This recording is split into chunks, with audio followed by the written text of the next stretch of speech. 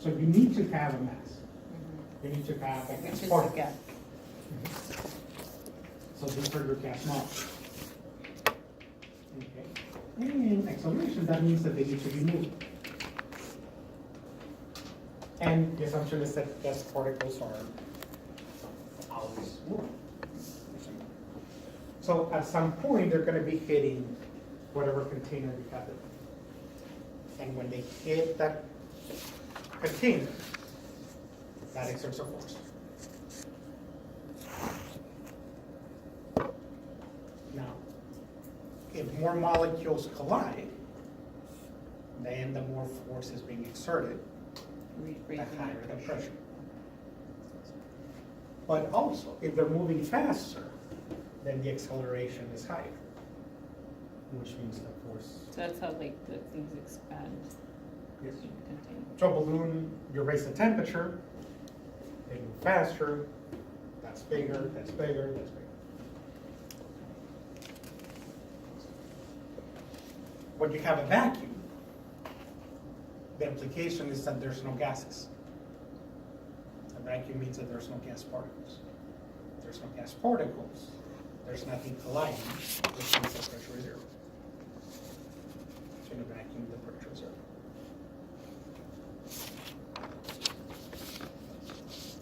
But it doesn't reduce energy with collision. It just reduces pressure.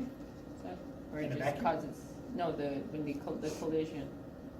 Oh, it causes a force. The force. Okay. And because pressure is this on something, and that something That is the area. wall of the container, then you have pressure. Which means that if they're colliding with each other, there's no pressure.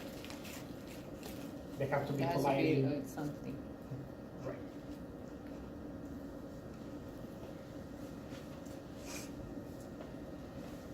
Now, there's different units that are used to measure pressure. The SI unit of pressure is the Pascal.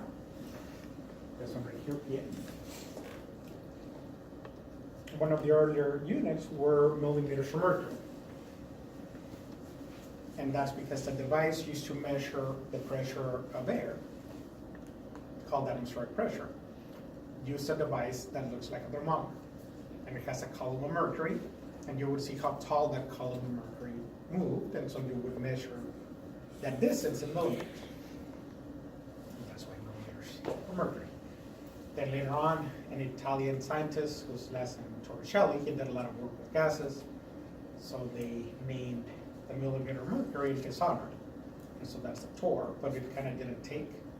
So millimeters of mercury is still used, but they're supposed to be the same thing, millimeter of mercury. So do you still just hear it in some places? You'll see the two interchange. But in most devices, it'll be listed as millimeters. And then we'll have the atmosphere, which is the one that we usually do calculations in. And then the other ones we've seen at some point, so you have volume, temperature, and then the amount for the formulas. Well, we measure the amount in grams. For most formulas, we need to do the calculations in moles, which is why we needed to cover that in chapter 7, because then we couldn't do calculations in chapter 8. So, for temperature, calculations have to be done in Kelvin. Okay, very, very important. All gas calculations that involve temperature, they have to be done in Kelvin.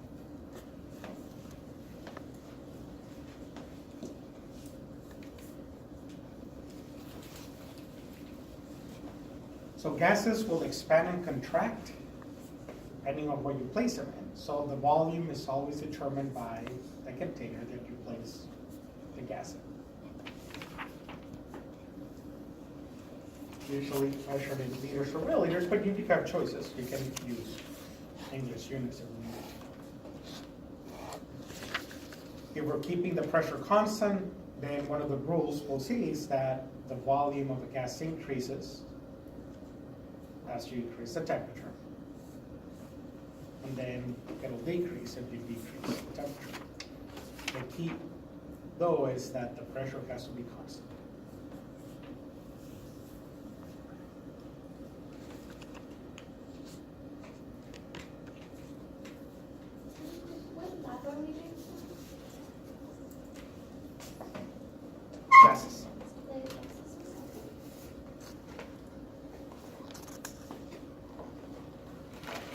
It'd be the one from last week, which I think was gases.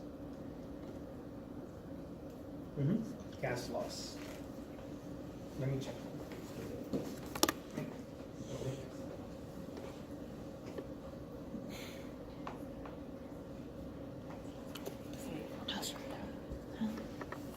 Well, we went to an integrative medicine doctor, and they're putting her on detox to help her. They're running. We got a genetic test to see if she has an MTA. I mean, she can't detox. Everybody else would be, so she only get her affiliated become. They're also checking the. Have you ever heard of phenolphthalein? They got the stuff that they put the pesticides and stuff. She's like saying that it could be also causing her to have issues because she's not detoxing. But there's a blood test which I'm gonna do tomorrow. I have to go get the orders on Tuesday because she has to be fasting. And then since I leave today like at 6 in the morning, so I can't take her because the way that she's starving. So I'm taking her tomorrow morning because her animal levels are high. So this is It'll be gas loss. The one that was scheduled for last Friday. So volume temperature of a gas relates to the average kinetic energy. Temperature is proportional to the average kinetic energy. Now, in a lot of formulas, average is denoted by having a straight line on top of the verb. So that means average kinetic energy. And what happens in terms of the speed is that that translates to an average speed.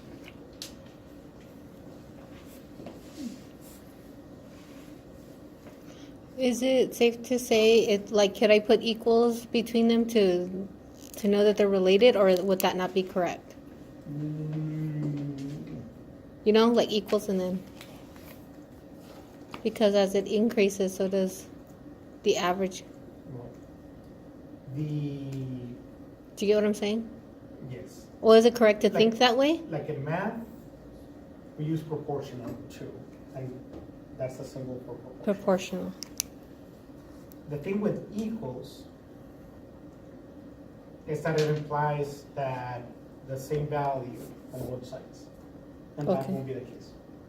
Now, there's a formula that you use to get one versus the other one. So for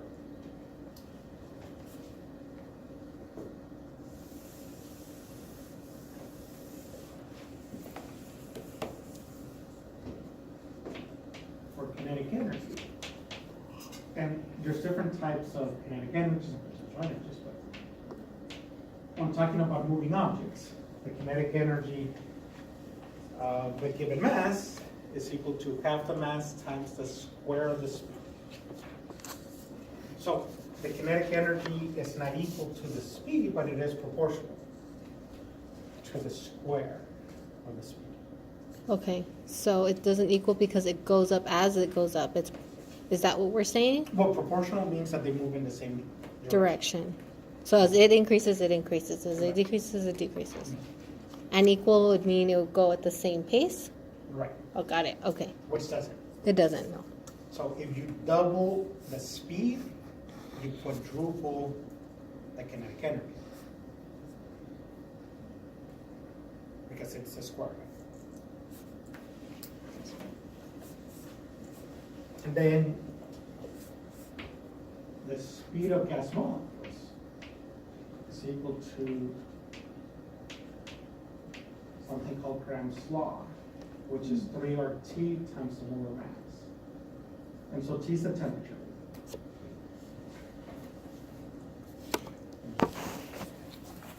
If we square both sides, then the square of the speed gets rid of the square root. Okay.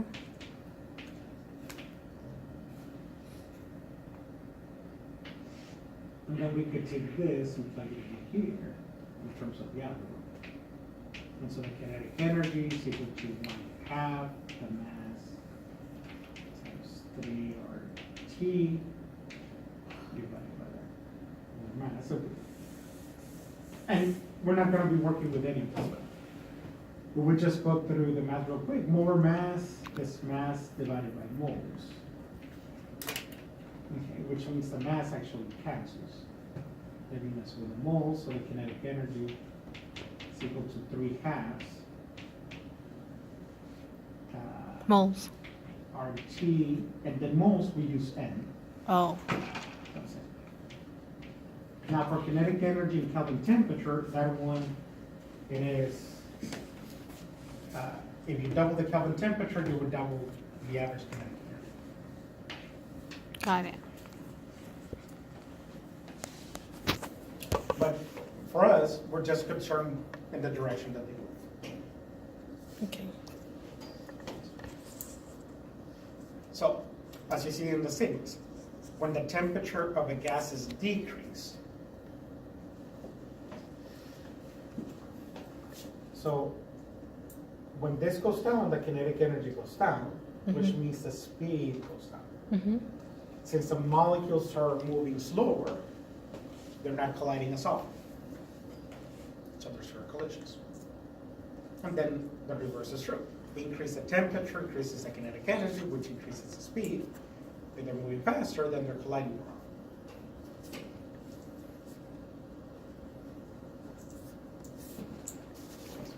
So you have a ray with a matched fit.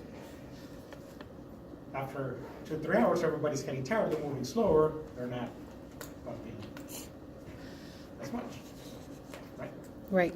At the beginning, they're moving faster, they're full of energy, they're bumping more often. That's how gases behave.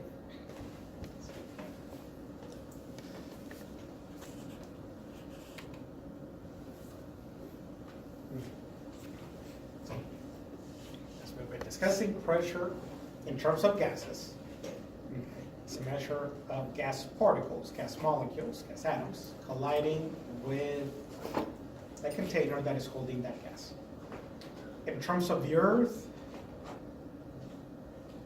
the atmosphere itself, you can think of it as a closed system.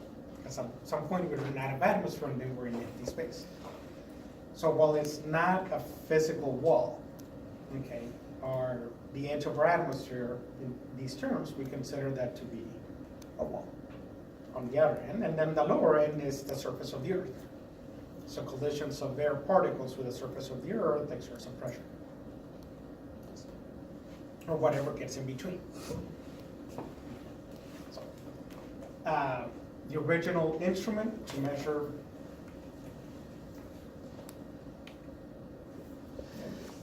just back real quick, it's called a barometer. And it's similar to a thermometer, in which you have a column of mercury. And so as the gas molecules collide with the surface and exert a force, it pushes this up.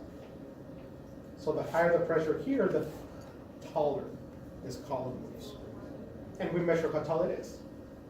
And we literally take a ruler and see how many millimeters it is. So it's measured in millimeters of mercury. And so that's the original units. Then later on, they were renamed torr. The SI unit is a Pascal. The English unit is PSI, pounds per square inch. And then the kind of theoretical unit is the atmosphere, the ATA. And one atmosphere is the pressure of dry air. That means no water on the surface of the Earth.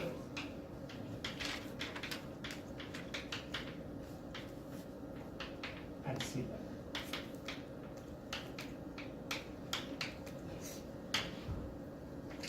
So one atmosphere is defined as such. So at sea level, the pressure of dry air is exactly 1 atmosphere because that's what we're calling it.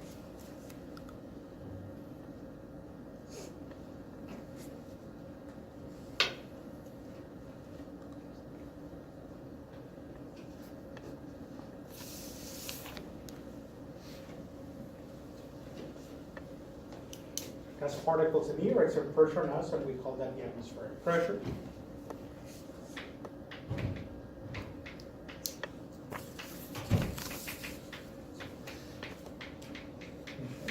pressure of air.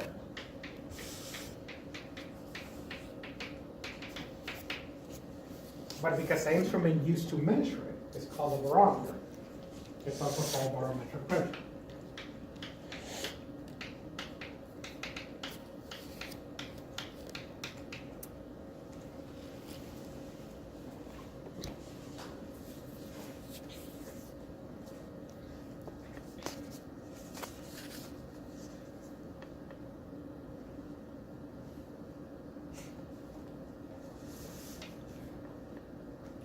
So when you go to when you look up weather, a lot of times you'll be given, in addition to the temperature and humidity, you're given the barometric pressure. Mm-hmm. And that just means the pressure of air.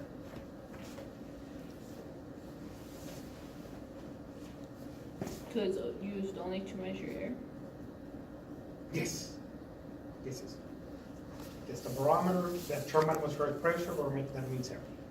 So, there's another instrument called the manometer.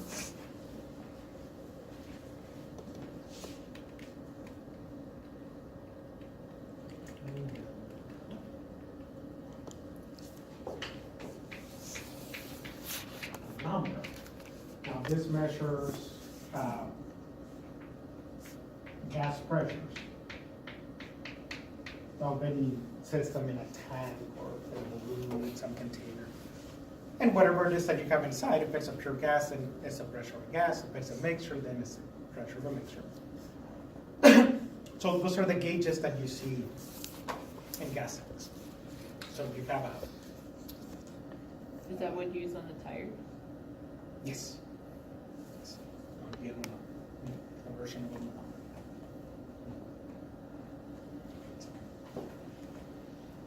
Okay. Now, so we define atmospheres.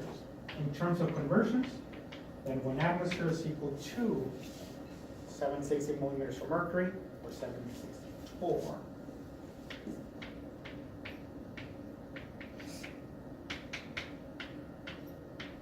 okay, and this is exact. Okay, by definition. So we don't have to treat this as two significant figures. Okay, it's exact. So no sig figs. In English units, it's 14.7 psi, pounds per square inch. In SI units, it's 101,325 pascals.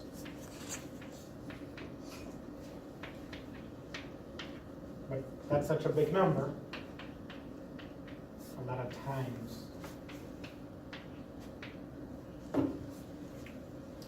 So on your tires, you will see PSI and KPA in kilopascals. If you look at any tire wall, they'll have the pressure that it's supposed to be inflated to, and the units will be PSI and KPA. It's kind of standard for vehicle tires.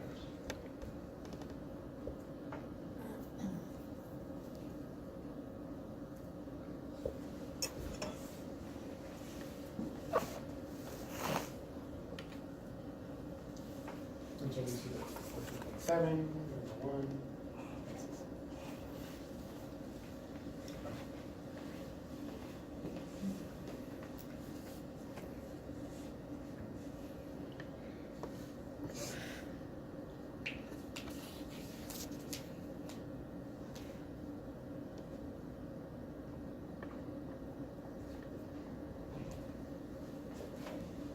So what are the pascals?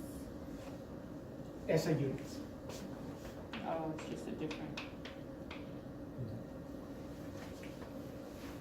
So way back at the beginning of the semester, we had metric, English, and then SI.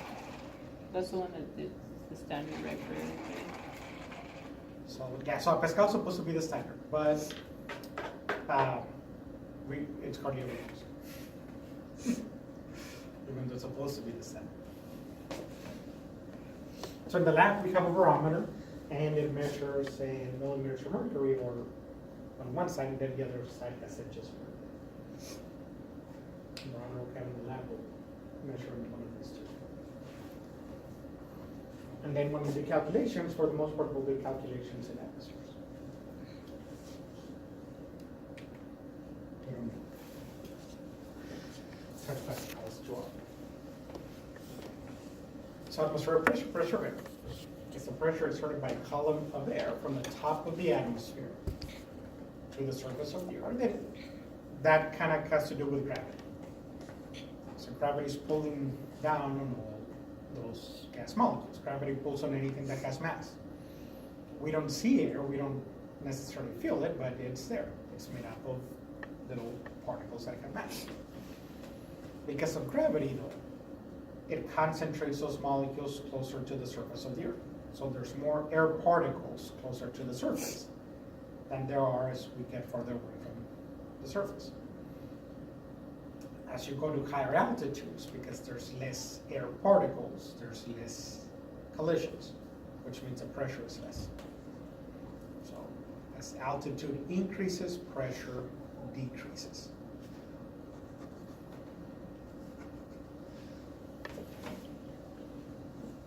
Now pressure, actual barometric pressure does depend on, even though here we define it in terms of dry air, to kind of have a standard that doesn't change, humidity does affect barometric pressures. Okay, so for the most part, any values that you see, it's always, in terms of barometric pressure, it's always dry. It's without humidity. So here in El Paso, we're at about 3,800 feet above sea level.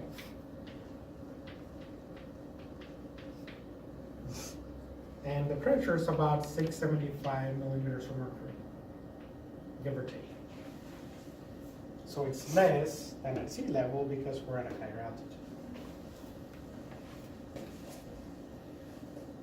So is everything just considered at sea level?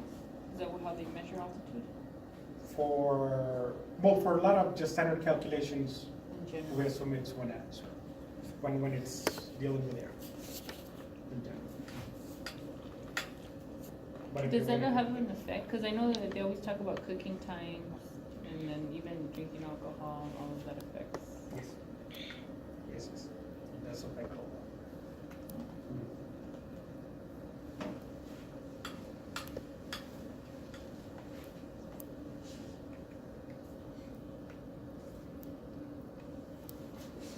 So you can see that. So our altitude, we're somewhere between higher than Vegas, but lower than Denver. Denver's called Mile High City. A mile is 5,280 feet. And it is about 5,000 feet above sea level. So it is close to a mile. On the flatter surfaces, obviously we have lots of mountains. We increase that altitude. So you can see that atmospheric pressure there being at 630. Mount Everest, 253. So the lower the atmospheric pressure, the lower the oxygen content. Oxygen makes about 21% of air. And basically it's 21% of whatever this value is. So 21% of 253 is a lot less than 21% of 76. So even though that 21% remains somewhat constant, there's just less air molecules.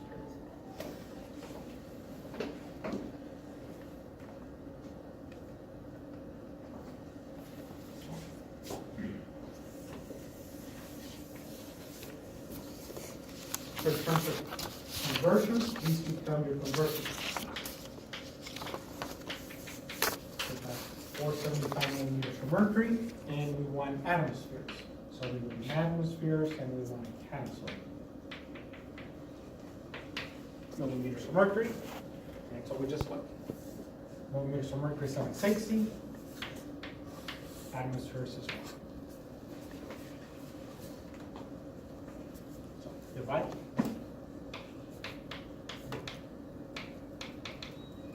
And we end up with 0.675. If we're working backwards, instead of dividing by 760, we multiply times 760. So we have atmospheres, we want to cancel atmospheres, so we put it on the bottom. And the question is asking for millimeters of mercury. So 1 atmosphere is 760.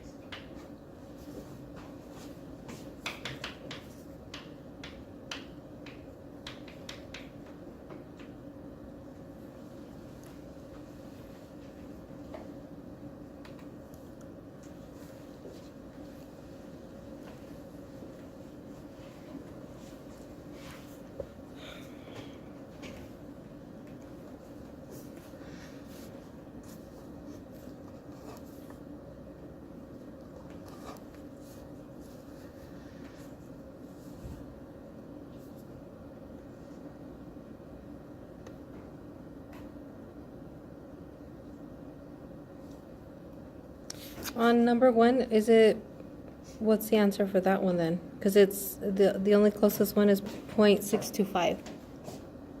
That's my mental math. Oh, okay. 2. 15.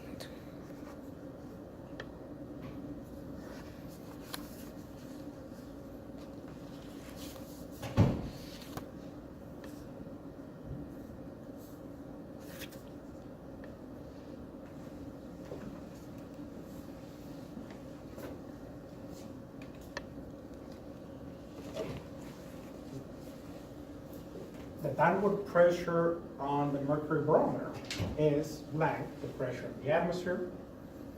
Then number 2, the water barometer is 13.6 times taller than the mercury barometer because.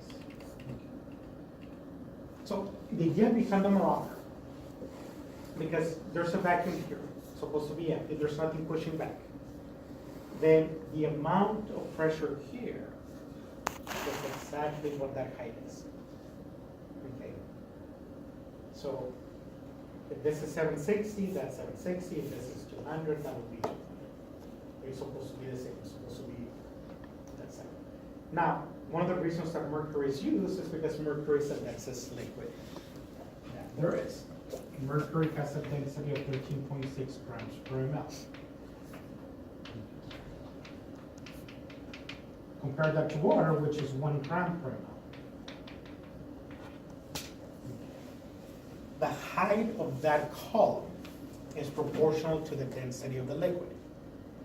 So if we were using water, then that column of water would be 760 times 13.6.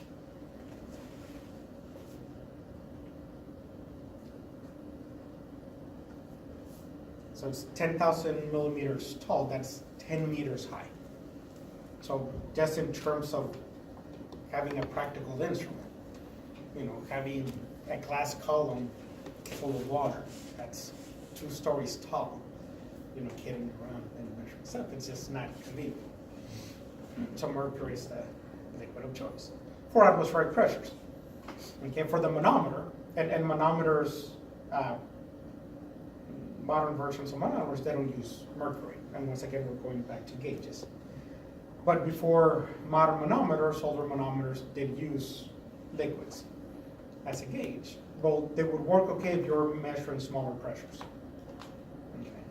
And so think of in a medical setting, now we have electronic thermometers, but for the longest time, alcohol thermometers were used. Because instead of mercury, they would put a thermometer and take your oral temperature. And then it gives you, if a kid or something bit into the thermometer and broke it, they didn't want to swallow the mercury in addition to the glass. And so medical thermometers had alcohol. Likewise, when measuring small pressures, like arterial blood pressures, alcohol was used in manometers. But now we have digital thermometers, now we have gauges.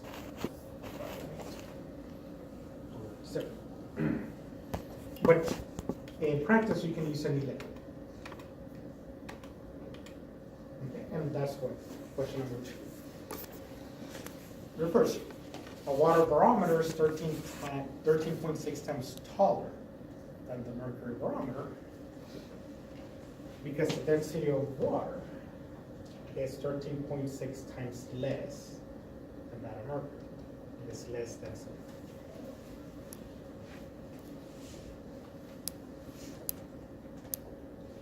It has to do with the density of the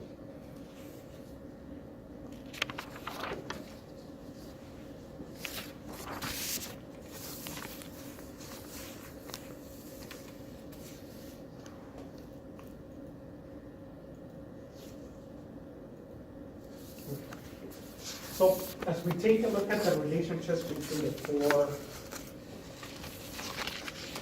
properties, pressure, volume, temperature, and amount, each one has a name. Each one is called a law.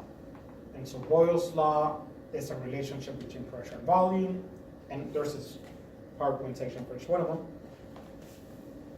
Volume and temperature is Charles' law. pressure and temperature is Cahussac's law, and volume and the amount is Avogadro's. But we start with Boyle's because it's the one that's different. Okay, all the other ones, they move proportional to each other. One increases, the other one increases. Boyle's law is the one that is opposite. So that's the one that we start with. Boyle's law tells us that there is an inverse relationship between the pressure and volume of a gas. So they move in opposite directions. In terms of mathematical notation, then we say that the pressure is proportional to the inverse of the volume.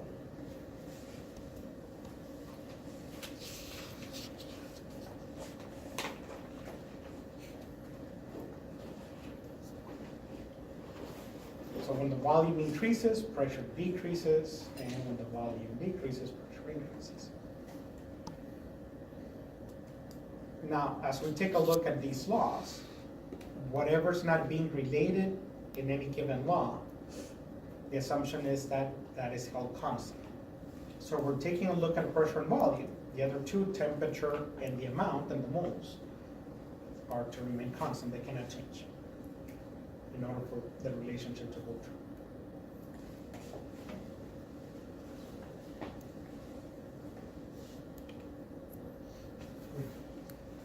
And so, this proportional happens to be linear.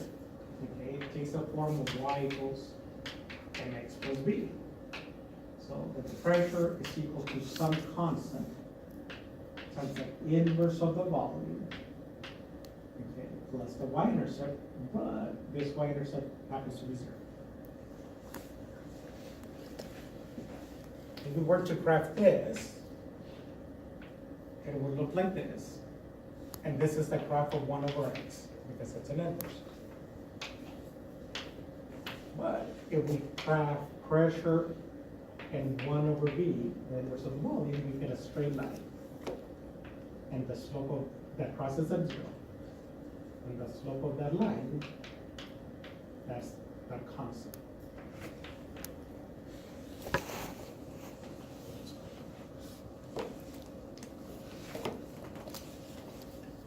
Now the slope is determined by the initial set of conditions. What is the initial pressure and volume of any experiment or any setup or any system, and that will set the slope. And then after, once you have that initial set, then you change one variable and see what happens to the other.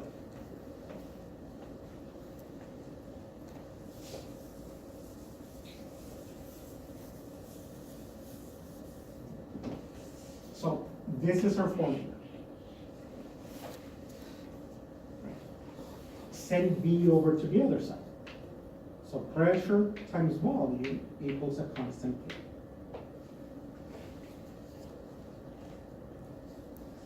So take this experiment right here. We have a pressure of 1 atmosphere times a volume of 4 liters.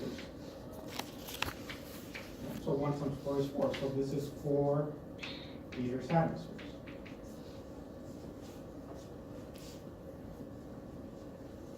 So this is my constant. That means it cannot change. That's what makes it constant. So we're going to cut the volume in half.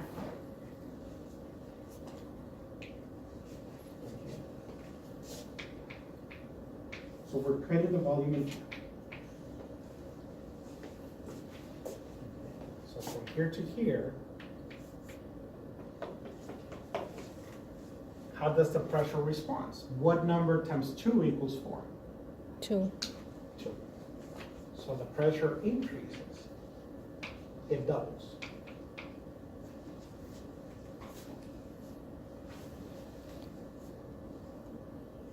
So whatever you do to one, the opposite, the inverse happens to the other one.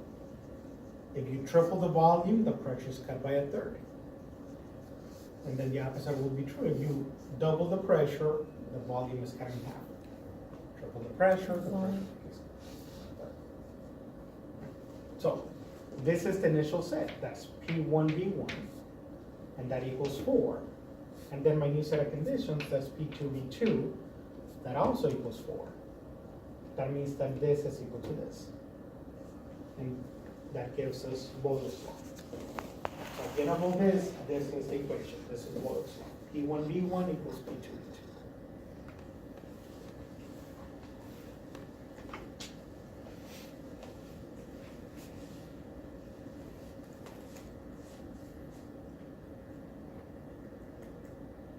Now, on its own, you can use any units of pressure and any units of volume, as long as the volume stays constant in unit wise and the pressure stays constant in unit.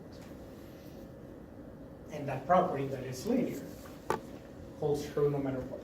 And that means if you double, and you double, you cut in half. You triple, you cut it by a third.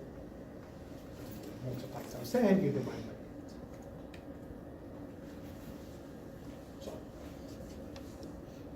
double, you cut it in half. From here to here, you multiply times 4. From here to here, we divide by 4.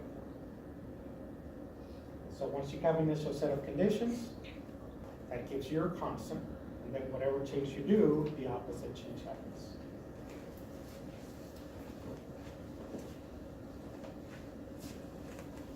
And then once again, the temperature and the number of moles is constant, the amount, for this to be true.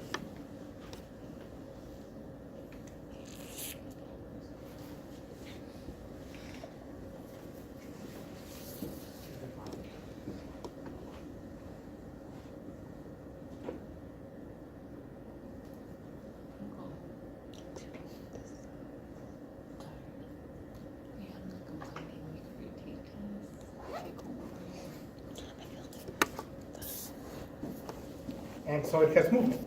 It contracts and expands, given some electrical signals.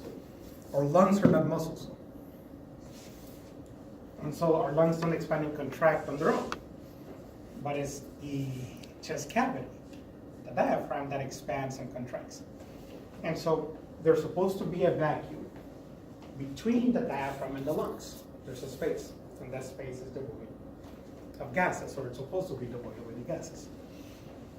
And basically, it's just an increase in volume that causes the lungs to inflate. So as your chest cavity expands during inhalation, then that extra volume lowers the pressure in here. So there's two systems. It's the space between the diaphragm and the lungs, and what that volume is. So when you increase that volume, okay, then it lowers the pressure. Now, the other system is the balloon inside and the pressure outside. So the decrease in pressure on the outside causes an increase in the volume of the lung. So increased volume, decreased pressure, increased volume. That's kind of what happens with that. And then this is where we take a breath in. So air needs to come in to make up for that and allow it to expand. So it seems like we're inhaling first, and then that's moving this up, but no. The diaphragm expands, and that allows us to inhale. That's what it is, but that's the way it works. And then when we exhale, then it's the opposite. The volume decreases, and it increases the pressure, and then it decreases the volume. And that's it. So we make that smaller. So the pressure happens first, then we inhale? Then the lung, yes. Mhm. Mhm. So you expand the cavity. Okay. Then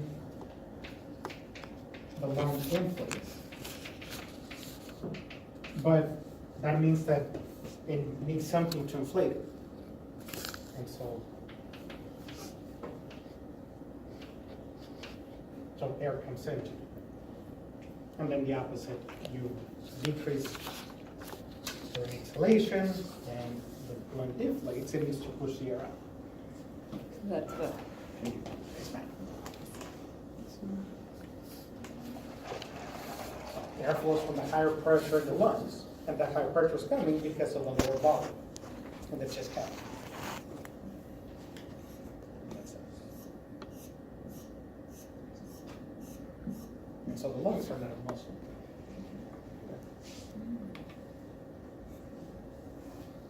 And so when there's a trauma to the chest cavity, so sometimes a perforated lung is not necessarily a perforated lung. And so, so we have the two systems, and there's an object that creates a hole. That object doesn't have to go into the lung. It actually goes into the chest cavity. And it messes up the pressure. And typically, when you get a puncture wound of some sort, it's not always a clean cut, but that means there's flesh. Okay. And so basically, as that object, there's a piece of flesh that hangs in that region. Well, when you try to take a deep breath,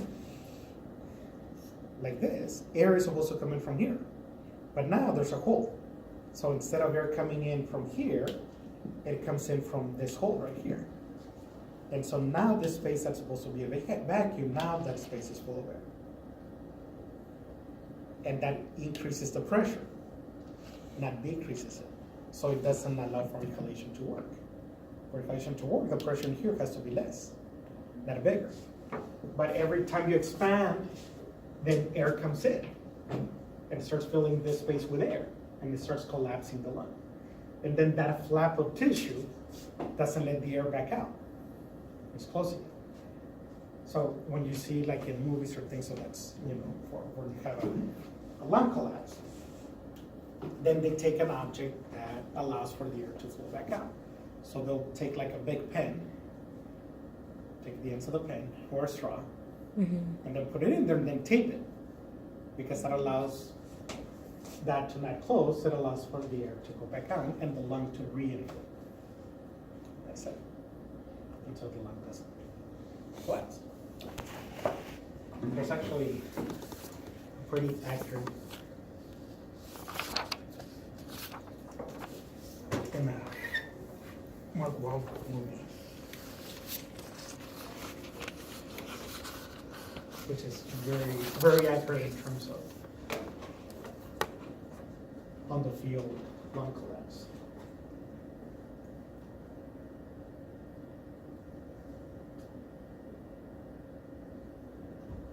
And the video is actually video from some, not from, like in terms of lung, not from a movie. Hey, you made the right choice today, comrade. You stop with that shrine shit. Everything's gonna be okay. Say so? I know so. He's not a fan. We're getting out of here. Hey, Major! Would you please fucking... God damn it! Ah! What?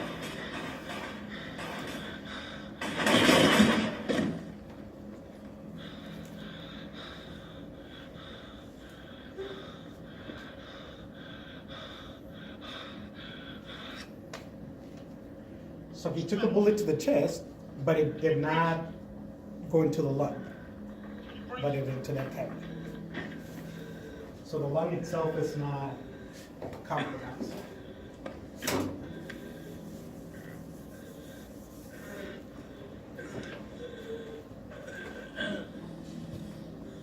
And so see the lung here, that's collapsing. This is the normal lung, that's supposed to be.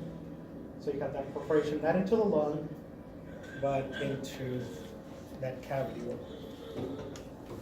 That's it. Air in his chest, it's crushing his lung.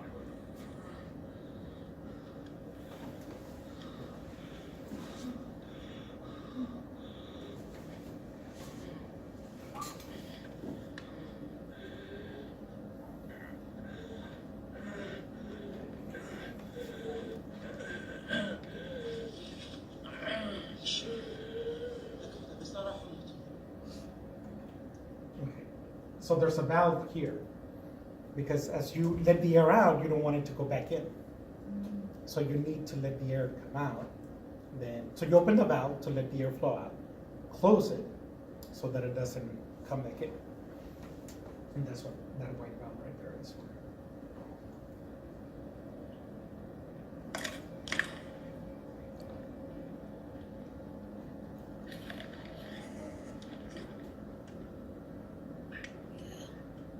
Let's not sterilize the area. But I think on the field, an infection is that you'll worry about that later. Real quick, in terms of any valve, when the valve is parallel, it's open. When it's perpendicular, it's closed. That's for any water line, gas line, any valve system that has a 45-degree valve. Okay.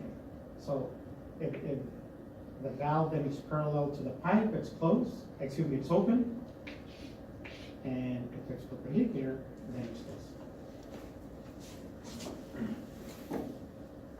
So this is the pipe, and so right there it's closed.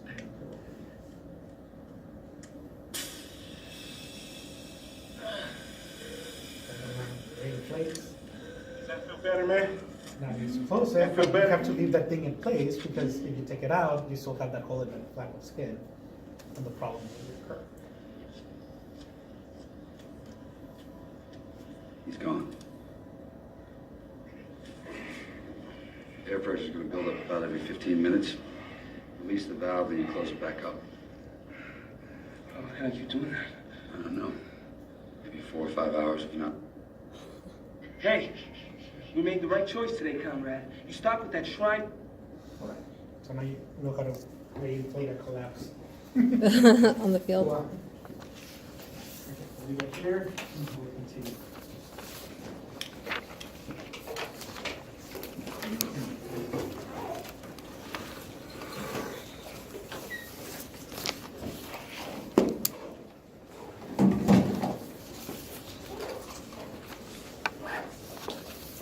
Has this came out for the teacher for the math?